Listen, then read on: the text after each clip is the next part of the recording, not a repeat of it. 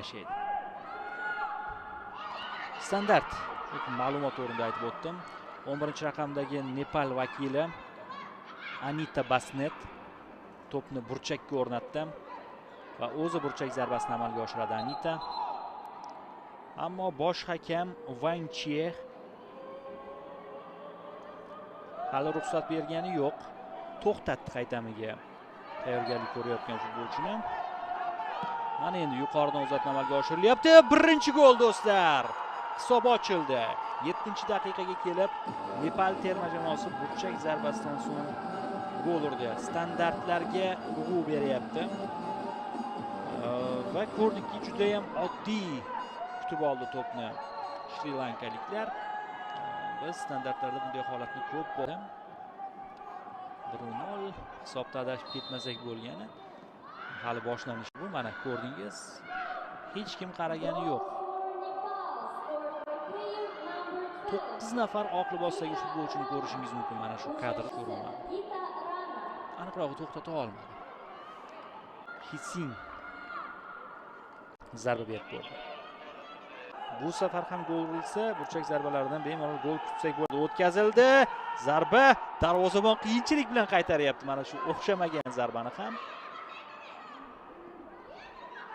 olib qolish mumkin. Buni bajardi Nepal vakili. Qoida buzilishi Ankada yo'q. Uning imkoni bo'lmadi. Ushbu uchrashuv Toshkent vaqti bilan 17:30 da start oldi. Kechroq 20:30 da esa O'zbekiston terma jamoasining o'yini bor. Bangladesh bilan. Mana bu hozir gol bo'lishi mumkin. Darvozabon qaytardi. Ikkinchi temp. Yana bir imkoniyat va gol do'stlar. 2-0. Jamoa yetakchisi Sabitra Bhandari gol muallifi.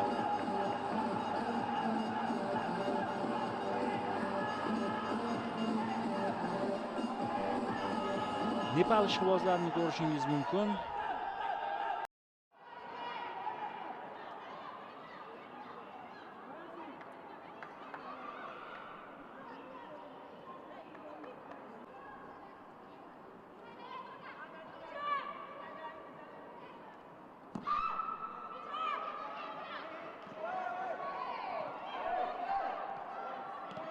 Mana ikkinchi gol. Raqib tomonga o'tdi to'p.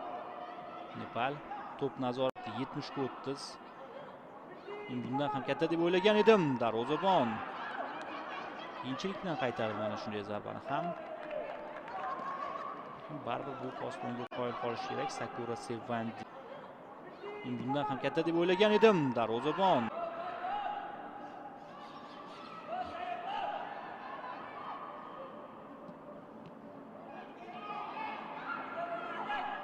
uzoqdan yo'llangan zarba darvozabonning qo'liga bordi. Himoyaga juda chuqur kirib ketdi.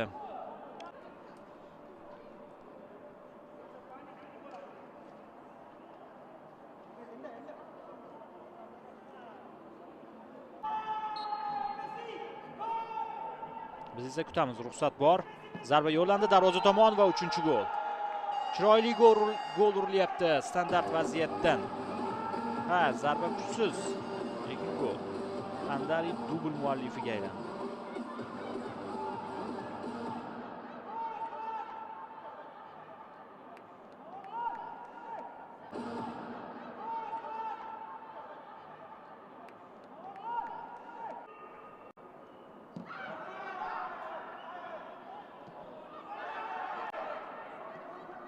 Yaxshi pas. Qaytimi bo'lish kerak. Bhandari 3-0. Mana endi chiroyli gol urilyapti. Chiroyli gol rostdan ham.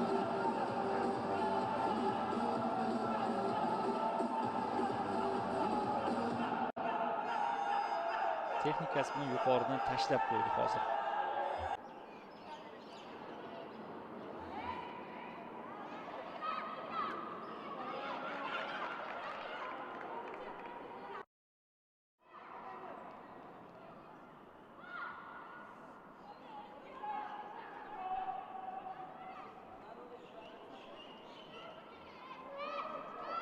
Demak, Shri Lankada birinchi taymda birdan bir standart vaziyat yuzaga kelyapti. Masofa olis, zarba bera oladigan futbolchi borligiga ishonmayapman ochig'i. Zarba berish mumkin, lekin to'p dumalab borishi ham mumkin darvozaga. Ammo tayyorgarlik ancha yaxshi. Sivanis Varanda, shuningdek bu yerda Imasha Stefni Dias ham bor. Aynan Dias zarba berishga qaror qildi. Yomon emas. Noaniq. 4 daqiqa vaqt qo'shib berilyapti. O'ng qanotdan hujum.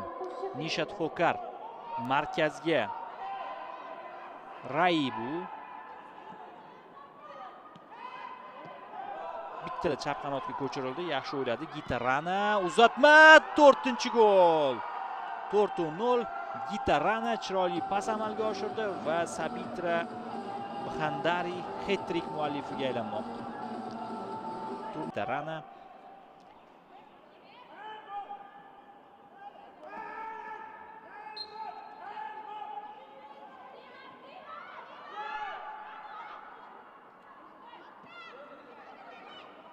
birinchi bo'limdagi o'ng qanot tanlandi bu safar ham. Birinchi raqib aldab o'tildi. Ikkinchi qavatdan uzatma.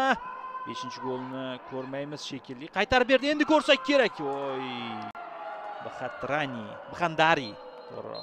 Sabitra Bxandari so'nggi epizodda zarba berdi va hech narsaga erisha olmadi. Tanaffusga tez o'yinga tashladi. Yaxshi uzatma deyishimiz mumkin edi, qachonki aniq borsa. Rejasi yaxshi edi, ijroda biroz oqsadi. Bu esa Madubashini Navanjana Pereira, himoya chizig'i vakili. Himoyaga yuklama juda ham ko'p. Yana bir hujum. Penalti do'stlar. Azizlar, qoida buzilgan deb topildi mana shu vaziyatda. 10-raqamdagi Rashmi Kumar Gisi yiqitildi jarima maydoniga kirgan chog'ida. Rashmi Kumari Gisi hujumchi, markaziy hujumchi, lekin asosan Sabitra Bxandarining ortida o'ynamoqda. Darvozabon Sakura Sevandi Subasinha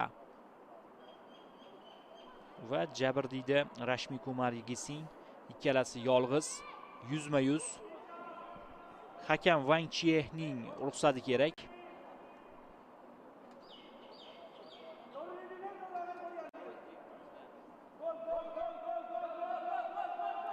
Xo'sh. Ruxsat berildi. Zarba yo'llandi. 5-0. Gitarana. Voy 10-raqamlik ko'ringan edi, biroz adashgan ekanmiz. Gitarana